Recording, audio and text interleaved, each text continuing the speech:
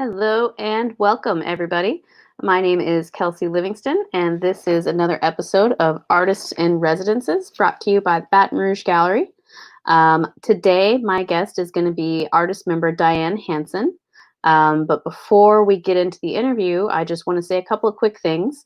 The Baton Rouge Gallery is currently open. Our regular business hours are Tuesday through Sunday from noon until 6 p.m. We do have the social distancing measures in place. We are requiring masks to come in the building, but we would love for you guys to come and visit. I want to thank our partners at Breck for our gallery space in City Park. And I also want to say a quick thank you to our members and donors, especially throughout this pandemic. Without the support of our members and donors, none of this would have even been possible. So thanks to everyone who donated. As a reminder, during the live broadcast, if anyone watching wishes to comment on the video, either on our Facebook or on YouTube, we can see those live and we can interact with you live. So we do encourage that. Please feel free to comment in. Today's guest, like I said, her name is Diane Hanson. She's been an artist member at the gallery since 2008. In 2013, she moved to Miami, Florida, which is where she lives now.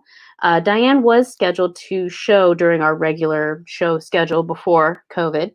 She was supposed to be in the July show, but that has been pushed back to next summer. So what we're going to do instead is bring her on the show and talk to her about her work.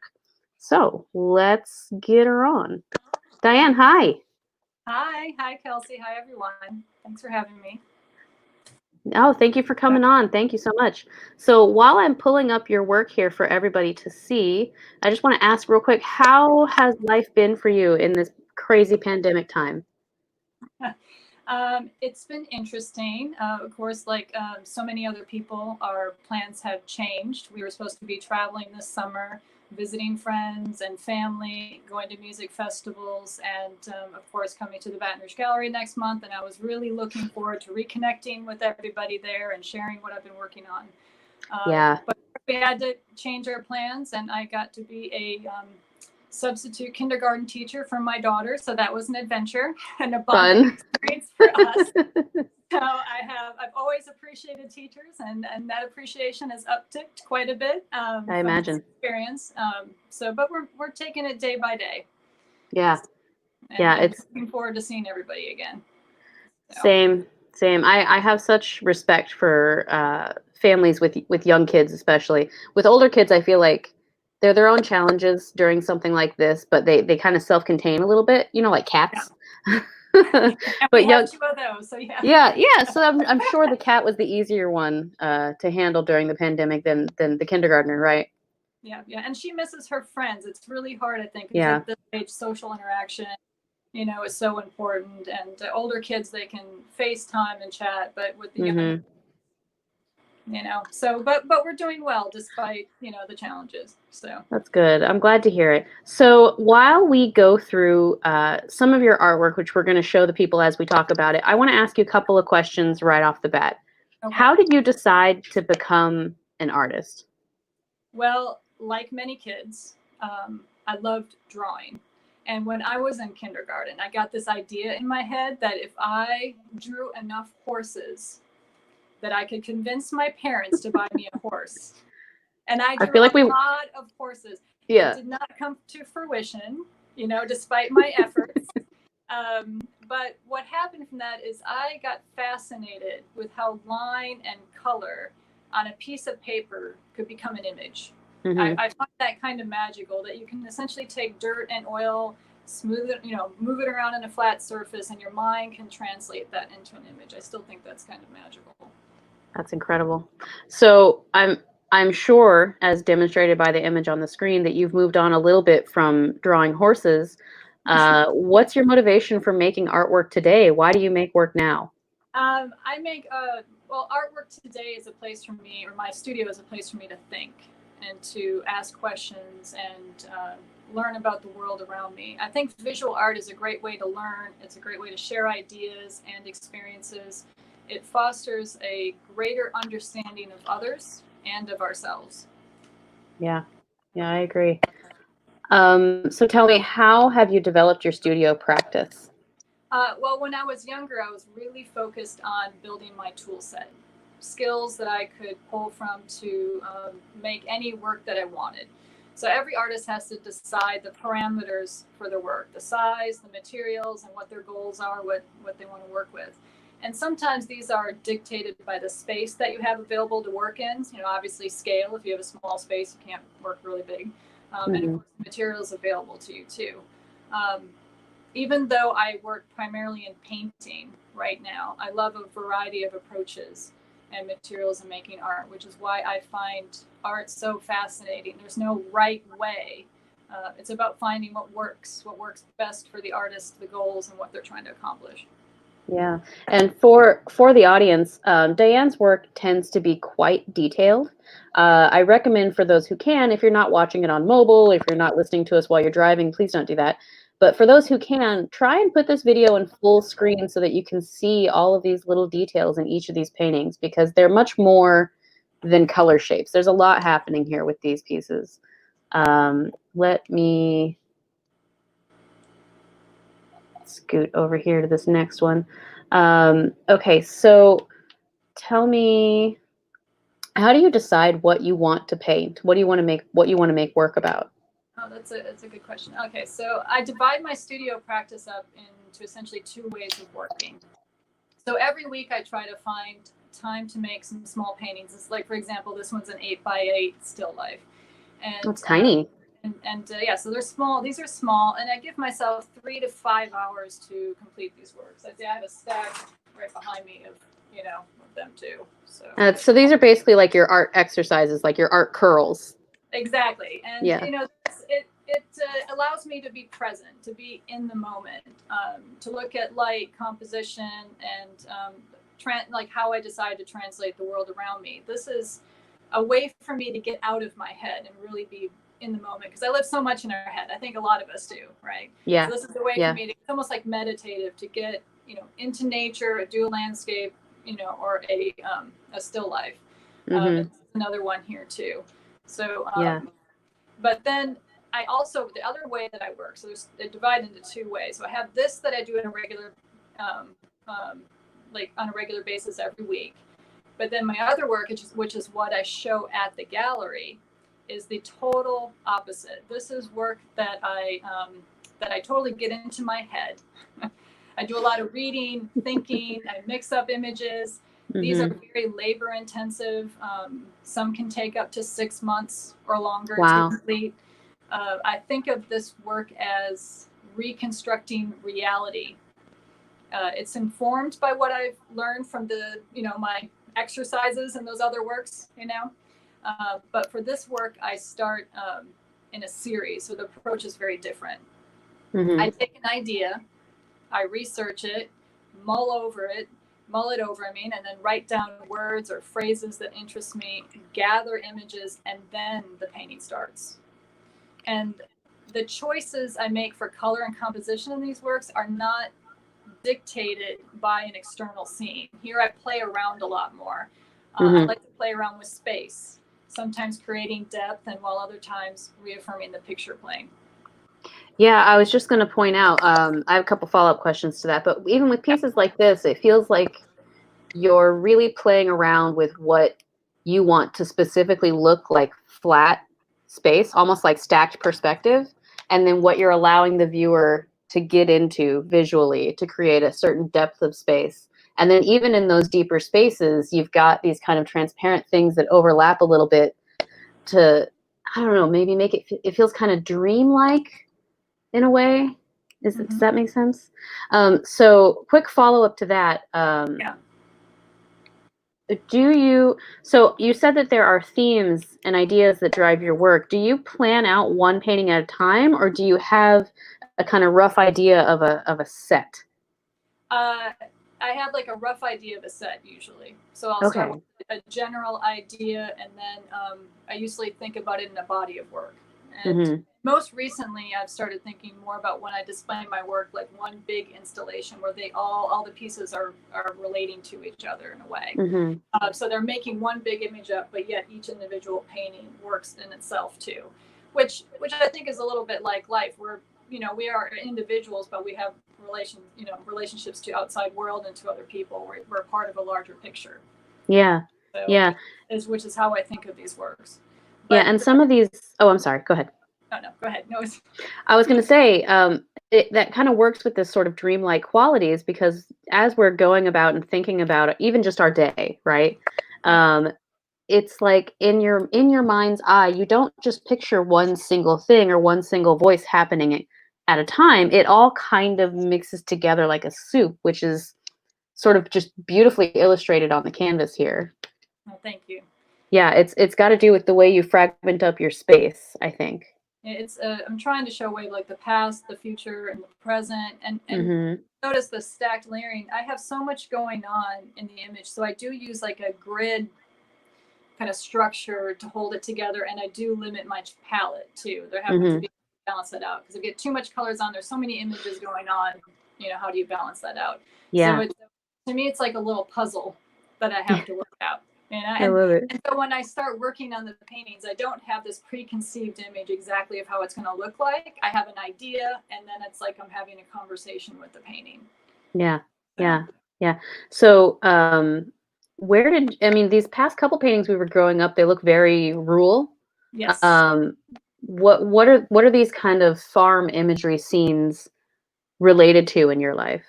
Well, there's some reoccurring themes in my work. So I have, the fragmentation of space and memory, which is what we talked about a little bit there. Mm-hmm. There's also the rural versus urban. Mm-hmm. I grew up on a farm in rural Minnesota, but as an adult, I've lived in cities and traveled extensively. And I've seen a disconnect between rural and urban life. They're just so different. And I've seen so much change in the community that I grew up in. As the farms in the area that I grew up in, rural, southern Minnesota, when the farms got bigger, populations started to dwindle, schools consolidated, kids, when they grew up, had to look for opportunities elsewhere. Like my old elementary school is now a museum. Wow. And it's displaying memorabilia from schools that have closed in the area. And for example, my sister's high school cheerleading uniforms in this museum. And we went and visited with, my nieces and nephews, and they were, laughing about how their mom was so old that her cheerleading uniforms in a museum. Oh my God, that's amazing. That's hysterical. So I have 3 siblings. There's 4 of us, and we all graduated from different high schools, but my parents never moved. So there's that much change happening there. So there is this rural and urban that I think a lot. I'm also very interested in nature and our relationship to our environment. I love hiking and being outdoors. And actually, on my bucket list is to do some plein air painting on all the national parks. You and me both, sister. Tell me about it. I haven't been landscape painting in so long. I know this doesn't really matter to anyone other than people who paint from life, but it's been, 4 years since I've gone out and like just painted what I see from life. It's too long.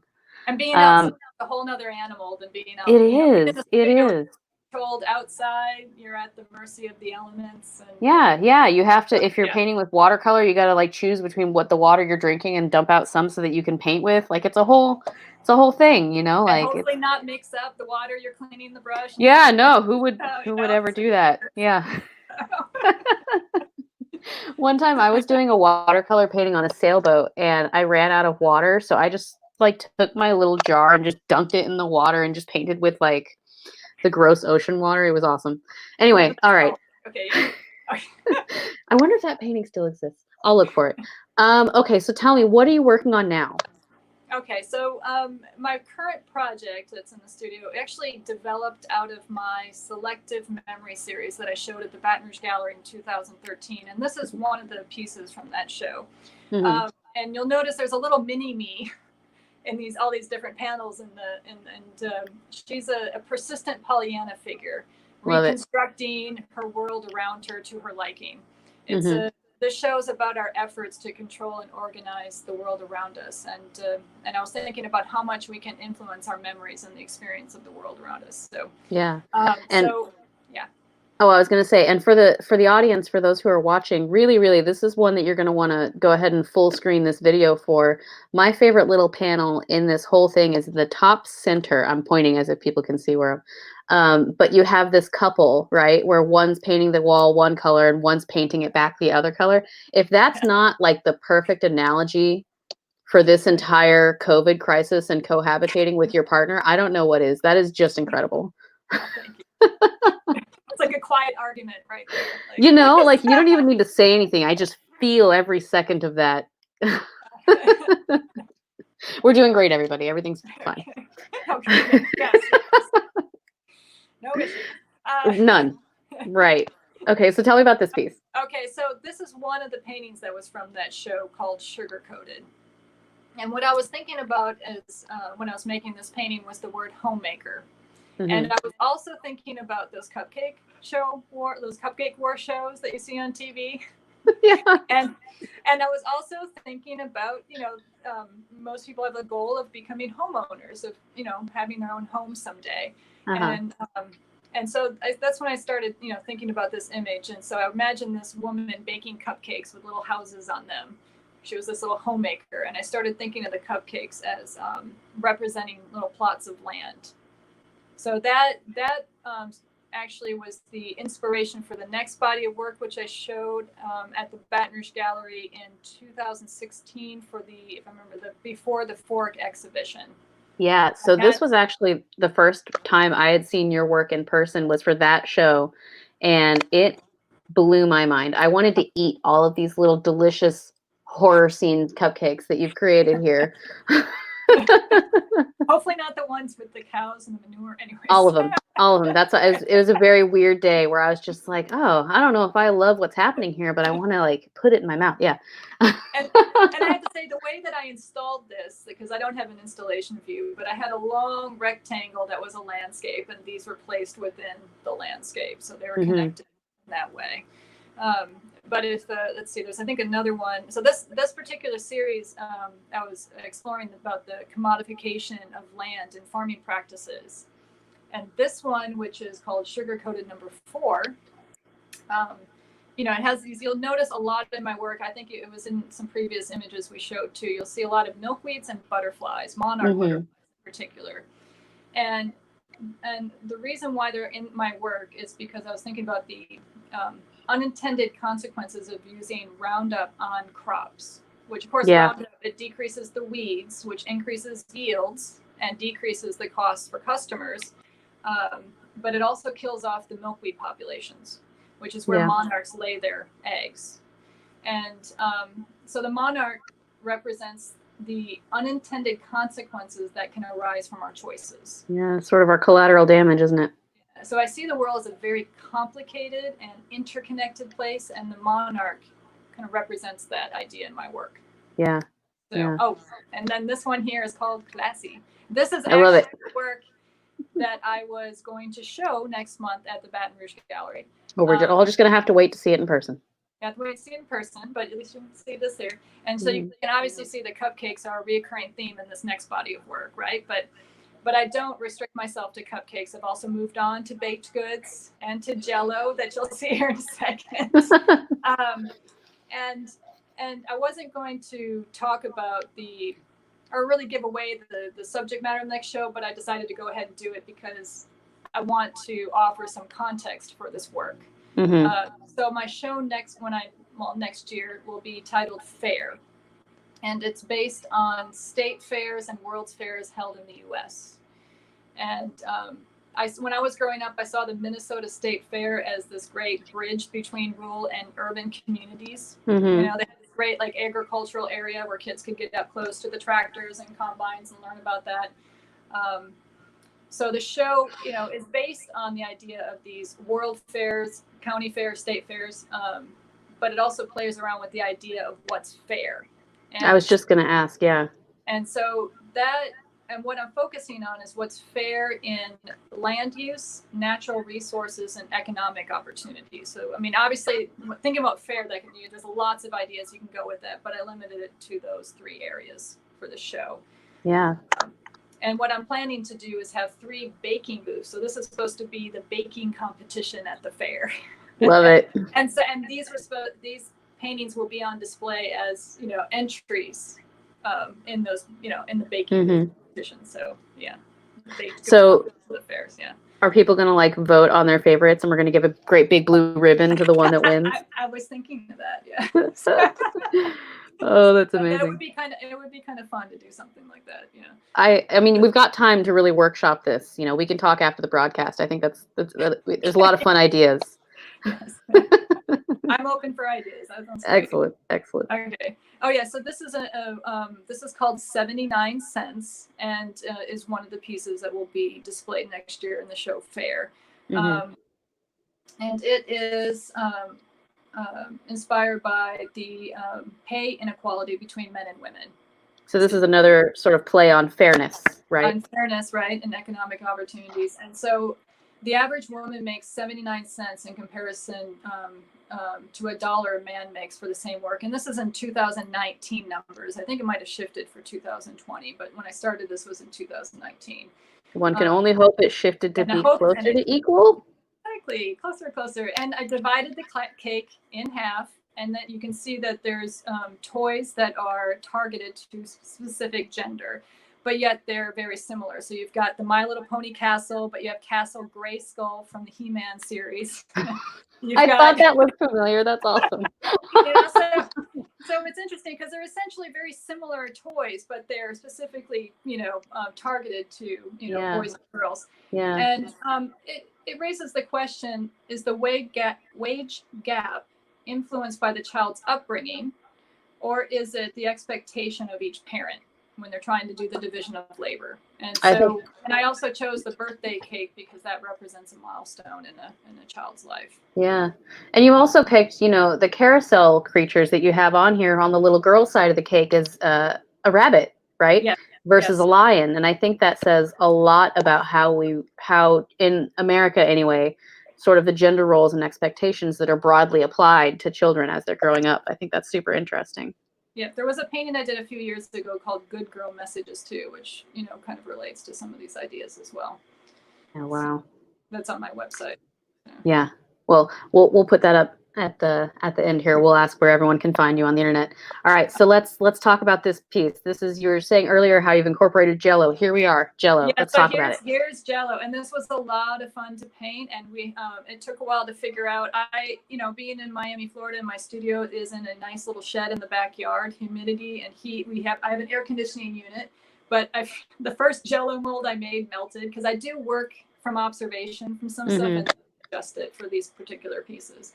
So I had to adjust the formula a little bit to get this to hold its shape for me to knock it Was it still edible at the end, or would you not recommend it? My daughter was very disappointed because by the time I was done, the props I used, to work from were petrified and inedible. So, and also the top of my refrigerator was, designated for my artwork. Oh, man. Because, again, these look delicious. I'm not going to lie. Somehow you've managed to take opaque pigment paint and make it look like transparent, refreshing, amazing Jell-O. But also it's kind of sad. Okay. I don't know how you've done this.